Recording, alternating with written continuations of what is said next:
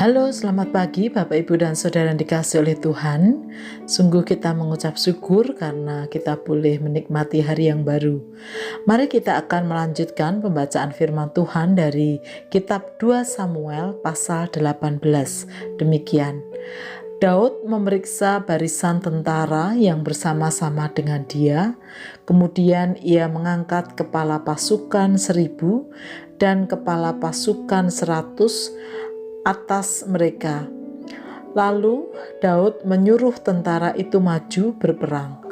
Sepertiga di bawah perintah Yoab, sepertiga lagi di bawah perintah Abisai, anak Seruya, adik Yoab, dan sepertiga lainnya di bawah pemerintah Itai, orang Gad itu. Lalu berkatalah raja kepada rakyat, "Aku juga akan maju berperang bersama-sama dengan kamu." Tetapi tentara itu berkata, "Janganlah tuanku maju berperang, sebab apabila kami terpaksa melarikan diri, maka mereka tidak akan menghiraukan kami, bahkan sekalipun mati separuh daripada kami.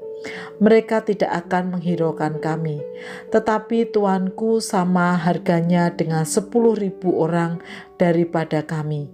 Sebab itu adalah lebih baik bahwa tuanku bersedia menolong kami dari kota."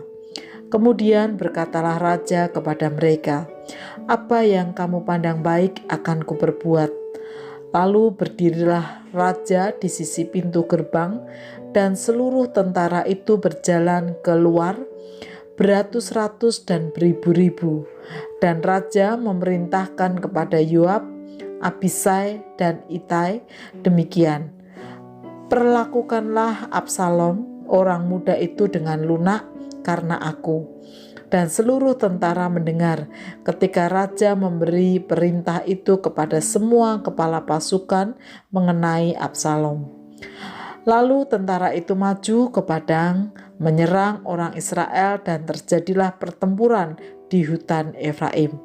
Tentara Israel terpukul kalah di sana oleh orang-orang Daud, dan pada hari itu terjadilah di sana pertumpahan darah yang dahsyat. 20.000 orang tewas. Kemudian pertempuran meluas dari sana meliputi seluruh daerah itu, dan hutan itu memakan lebih banyak orang di antara tentara daripada yang dimakan pedang pada hari itu. Kebetulan Absalom bertemu dengan orang-orang Daud. Adapun Absalom menunggangi Bagal. Ketika Bagal itu lewat di bawah jalinan dahan-dahan pohon tarbantin yang besar, tersangkutlah kepalanya pada pohon tarbantin itu, sehingga ia tergantung antara langit dan bumi. Sedang Bagal yang dikendarainya berlari terus. Seseorang melihatnya lalu memberitahu Yoab, katanya, "Aku melihat Absalom tergantung pada pohon tarbantin." Yoab berkata kepada orang yang memberitahu kepadanya itu, "Apa? Jika engkau melihatnya, mengapa engkau tidak membanting dia ke tanah ke tempat itu juga? Maka selayaknya aku memberi engkau 10 sikal perak dan 1 ikat pinggang."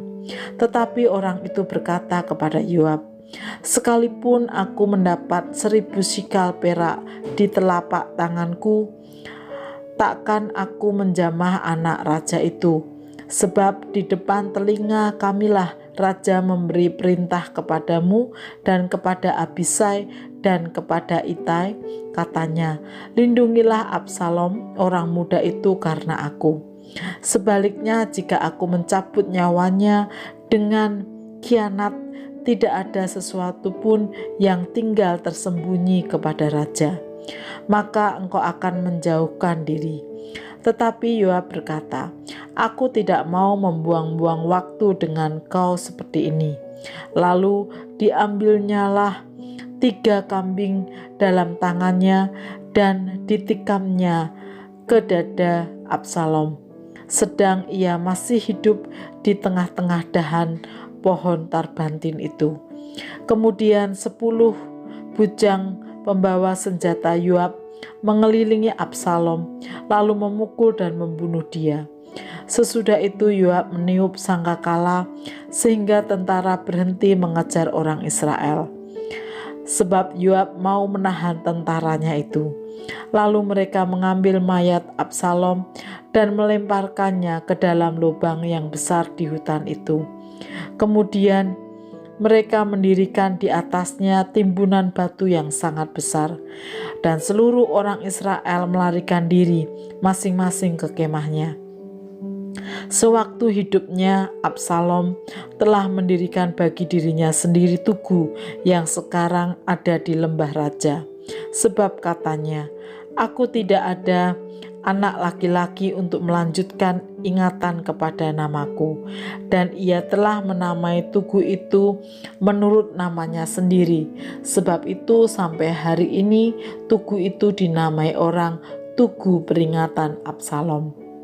Kemudian berkatalah Ahimaas bin Sadok, biarlah aku berlari menyampaikan kabar yang baik itu kepada raja, bahwa Tuhan telah memberi keadilan kepadanya dengan melepaskan dia dari tangan musuhnya. Tetapi berkatalah Yoab kepadanya, pada hari ini bukan engkau yang akan menjadi pembawa kabar. Pada hari lain boleh engkau yang menyampaikan kabar, tetapi pada hari ini engkau tidak akan menyampaikan kabar karena anak raja sudah mati. Lalu berkatalah Yoab kepada seorang Etiopia, pergilah, beritahukanlah kepada raja apa yang kau lihat.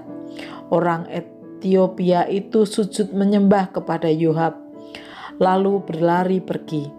Tetapi berkatalah sekali lagi Ahimaas bin Sadok kepada Yoab, apapun yang terjadi, izinkanlah juga aku berlari pergi menyusul orang Etiopia itu.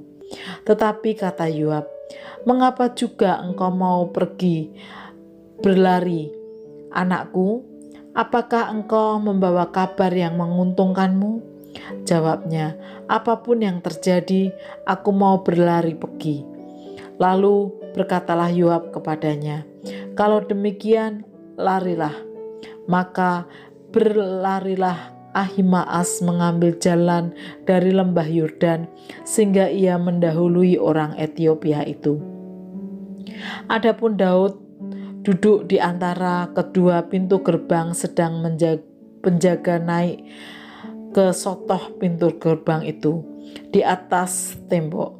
Ketika ia melayangkan pandangannya, dilihatnya lah orang datang berlari seorang diri saja. Berserulah penjaga memberitahu raja. Lalu raja berkata, jika ia seorang diri, maka kabar yang baiklah disampaikannya. Sementara orang itu mendekat, penjaga itu melihat seorang lain datang berlari lalu penjaga itu menyerukan kepada penunggu pintu gerbang, katanya, lihat, ada lagi orang datang berlari seorang diri. Berkatalah raja, itu pun pembawa kabar yang baik. Sesudah itu berkatalah penjaga, aku lihat cara berlari orang yang pertama itu seperti cara berlari Ahimaas bin Sadok. Berkatalah raja, itu orang baik, ia datang membawa kabar yang baik. Lalu Ahimaas berseru, katanya kepada raja, selamat.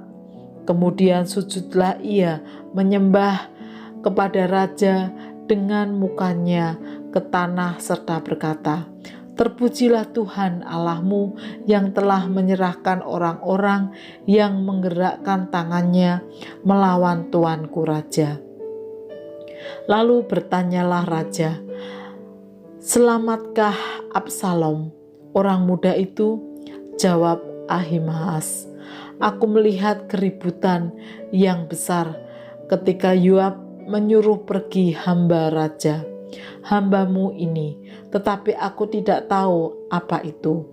Kemudian berkatalah raja, pergilah ke samping, berdirilah di sini. Ia pergi ke samping dan tinggal berdiri. Maka datanglah orang Etiopia itu. Kata orang Etiopia itu, "Tuanku Raja mendapat kabar yang baik, sebab Tuhan telah memberi keadilan kepadamu pada hari ini dengan melepaskan tuanku dari tangan semua orang yang bangkit menentang engkau, tuanku." Tetapi bertanyalah raja kepada orang Etiopia itu, "Selamatkah Absalom orang muda itu?"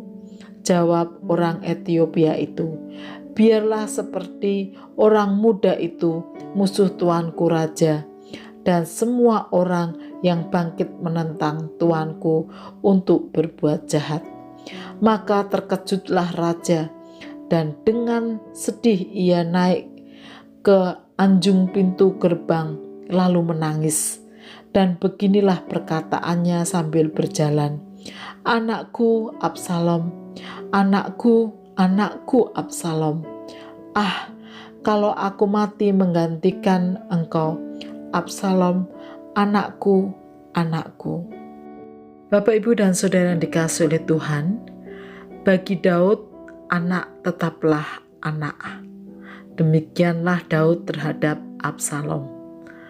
Meskipun Absalom telah memusuhinya, memberontak, bahkan mengambil tahta ayahnya, sehingga ayahnya harus menjadi pelarian di tempat-tempat yang lain, Daud tetap mengasihi Absalom. Oleh karena itu, saat berperang menghadapi Absalom dan pasukannya, Daud berpesan dengan sungguh-sungguh kepada panglimanya dan pasukannya agar tetap menyelamatkan Absalom atau tidak membunuhnya. Sayang, pesan tersebut tidak dilakukan oleh Panglima Yoab, orang kepercayaan Daud. Absalom akhirnya mati. Bapak, Ibu, dan Saudara yang dikasihi oleh Tuhan, hati orang tua pastilah sedih, susah, cemas, dan berbagai perasaan tidak nyaman dialami jika perilaku anak-anaknya tidak benar atau tidak menghargai, tidak menghormati orang tua. Namun demikian, hati orang tua akan tetap mengasihi. Karena itu mereka akan berusaha melindungi anak-anaknya. Kiranya para orang tua terus memancarkan cinta kasih yang besar terhadap anak-anak yang Tuhan anugerahkan, meskipun kadang tidak mudah. Kiranya anak-anak juga terus mau belajar untuk menghargai, menghormati orang tua masing-masing. Mari kita berdoa. Tuhan, terima kasih untuk firman-Mu pagi ini. Kami berdoa untuk setiap para orang tua agar mereka terus mengasihi anak-anak yang Tuhan anugerahkan pada mereka. Demikian pula kami berdoa untuk semua anak-anak di tengah keluarga masing-masing. Biarlah mereka terus menghormati, menghargai orang tua yang Tuhan anugerahkan pada mereka. Di dalam nama Tuhan Yesus kami berdoa. Amin.